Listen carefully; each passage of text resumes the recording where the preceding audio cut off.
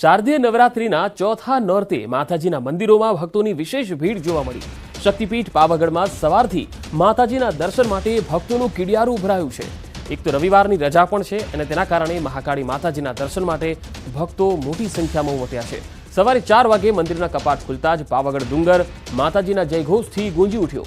ચોથે નોરતે ઘરે બેઠા ન્યૂઝ 18 ગુજરાતીના માધ્યમથી જગત જનની મહાકાળી માતાજીની મંગળા આરતીના દર્શન આપ કરી શકો છો।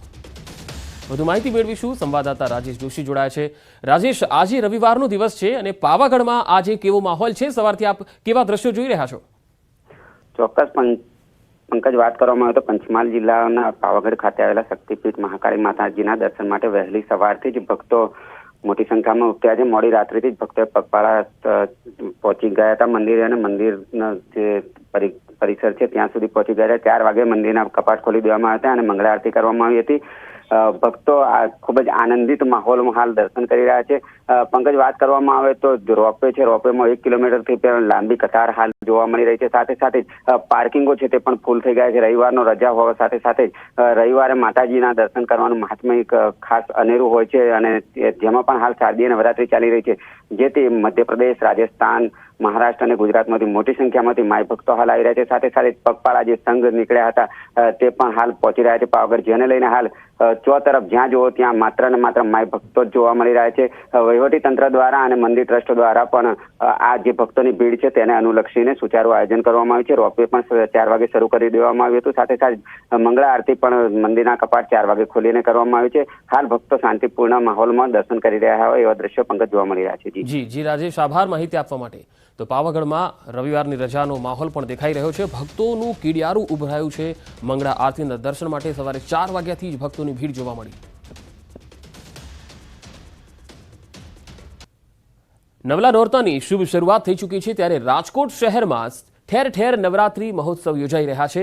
શહેરના મવડી વિસ્તારમાં અનોખા ગરબા યોજાયા, જેને જોઈને સૌ કોઈ આશ્ચર્યચકિત થઈ ગયા, કારણ કે આ રાસમાં બાળાઓએ માથા પર સળગતી ઈંઢોણી અને તેના ઉપર સળગતો ગરબો લીધો। એમાં પણ હાથમાં સળગતા લાકડા લઈ ગરબે ઘૂમી હતી। ગરબે રમતી બાળાઓનું કહેવું છે કે તેઓ જ્યારે પણ સળગતી ઈંઢોણી સાથે ગરબા રમે છે ત્યારે ખુદ માતાજી તેમની સાથે હોય એવો તેમને આભાસ થાય છે। છેલ્લા 6 વર્ષથી આ રાસમાં રહું છું એન્ડ પ્રેક્ટિસમાં બી અમે લોકો ખૂબ જ તૈયારી કરીએ છીએ। એમ કહેવાય ને કે 1.5 મહિનાથી પ્રેક્ટિસ કરીએ છીએ અને પ્રેક્ટિસમાં બી અમે લોકો 6 થી 7 વાર આ રાસ દોહરાવીએ છીએ। સાક્ષાત નવદુર્ગા અમારી સાથે રમતા હોય એવો અમને અનુભવ થાય છે। માથે સળગતી ઈંઢોણી હોય છે, માથે ગરબો અને માથે સળગતી ઈંઢોણી રાસ રજૂ કરે, જ્યારે માથે આગ એટલી હોય છે, હાથમાં પણ સળગતી મસાલો હોય છે, ત્યારે અમને એવો અનુભવ થાય છે કે માતા સાક્ષાત અમારી સાથે રમતા હોય છે। ના, જરા પણ ડર નથી લાગતો અમને આ રાસમાં। આ રાસમાં અમે ફાયર સેફટી હોય છે અને પ્લસ અમારા શ્રી બજરંગ ગરબી મંડળના 40 જણાનું અમારો ગ્રુપ, મિત્ર મંડળનું ગ્રુપ છે। એ અમે આ 4 પિલોરે અમે 5-5 व्यक्ति हाजिर हुए थे। हमारा बजरंग ग्रुप द्वारा ये रास इंडोनी, सड़कती इंडोनी बोलते हैं उसको। ये रास हमारा प्रख्यात है। सड़कती इंडोनी में क्या होता है, नीचे इंडोनी, ऊपर गरबा, उसके ऊपर इंडोनी और हाथ में 2 मसाल।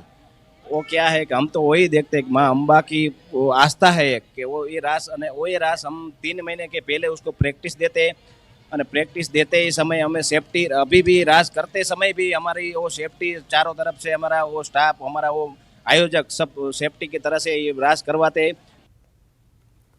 તો શારદીય નવરાત્રીનો આ પર્વ, જેમાં લોકો અલગ અલગ રીતે રાસ ગરબા કરતા હોય છે, ત્યારે જામનગરમાં ધગધગતા આગના અંગારા પર પટેલ યુવક ગરબી મંડળ ગરબા રમે છે। આ તસવીરો જુઓ।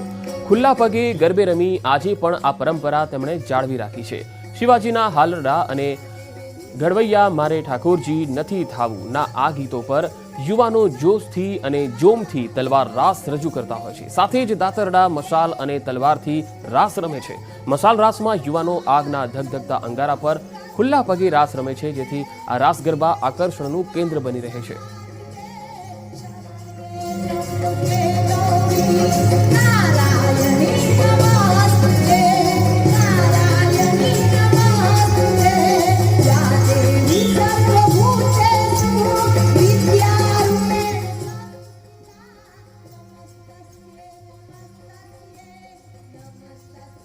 शुरुआत 8 દાયકા પહેલા આપણી પ્રાચીન સંસ્કૃતિની જાળવણી માટે કરેલ જે પરંપરા આજે પણ અમારા સંચાલકોએ જાળવી રાખી। અમારું આ પટેલ યુવક ગરબી મંડળ પૂરા પ્રાચીન વસ્ત્ર પરિધાન, પ્રાચીન વાજિંત્રો, પ્રાચીન ગરબા અને પ્રાચીન સ્ટેપ એટલે કે ડગલા સાથે જામનગરની જનતા સમક્ષ રજૂ થઈ રહ્યું છે. તો જામનગરના આ દ્રશ્યો છે જ્યાં પટેલ યુવક ગરબી મંડળ અંગારા પર ગરબા રમે છે અને આ પરંપરા તેમણે આજે પણ જાળવી રાખી છે. દાતરડા મશાલ અને તલવારથી રમે છે રાસ. હવે તમને બે તસવીરો બતાવીએ. એક રાજકોટના ઈંઢોણી ગરબા કે જેમાં યુવતીઓ તમે જોઈ શકો છો કે માથા પર અને હાથ પર સળગતા લાકડા અને જે મશાલ જે છે એ પણ માથા પર એમની ધગધગતી અંગારા જે હોય છે એ માથા પર જોવા મળે છે અને એમાં ગરબા કરે છે. અને બીજી તસવીર જામનગરથી જે છે એ તમે જોઈ શકો છો જેમાં મશાલ અને તલવારથી રાસ રમે છે અને નીચે જે છે ધગધગતા અંગારા જોવા મળે છે.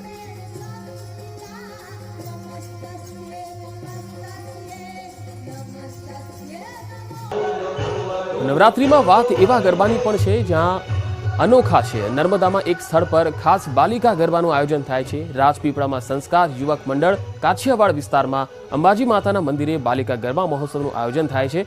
અહીં 5 વર્ષથી માંડીને 15 વર્ષની બાલિકાઓ પોતાની આગવી રીતભાતથી સ્વતંત્ર રીતે ગરબા રમે છે. સાથે દરેક બાલિકાને લાણી પણ આપવામાં આવે છે જેથી બાલિકાઓ પણ હોંશે હોંશે ગરબા રમે છે.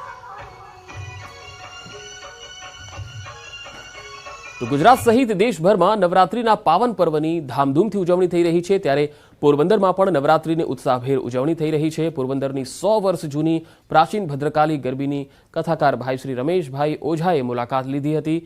આ પ્રાચીન ગરબીની મુલાકાત દરમિયાન ભાઈ શ્રી અહીંની પરંપરા મુજબ માથા પર ટોપી પહેરી ગરબે રમતા જોવા મળ્યા હતા.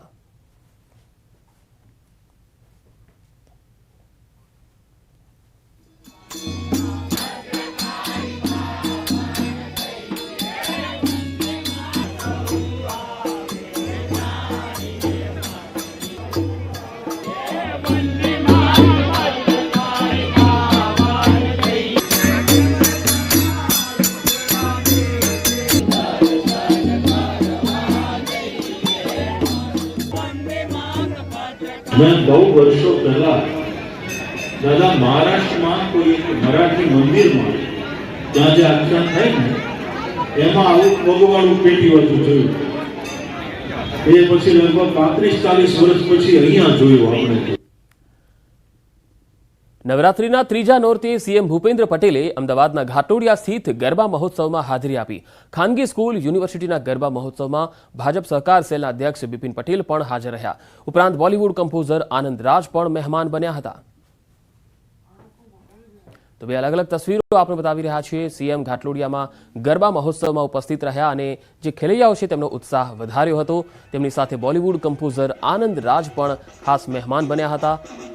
ભાજપ સહકાર સેલના અધ્યક્ષ બિપિન પટેલ પણ ઉપસ્થિત હતા અને મોટી સંખ્યામાં ખેલૈયાઓએ અહીંયા ગરબા રમી અને ત્રીજા નવરાત્રીના ત્રીજા દિવસનો આનંદ લીધો.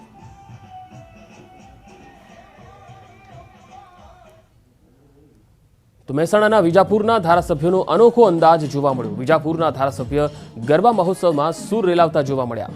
હસનાપુર ગરબા મહોત્સવમાં તેમણે હાજરી આપી. સીજે ચાવડા પહેલા પણ ભજન સંધ્યા સહિત સ્ટેજ ઉપર ગીત ગાતા દેખાયા ચૂક્યા છે અને સ્ટેજ ઉપરથી ગરબા ગાતા લોકો મંત્રમુગ્ધ થઈ ગયા.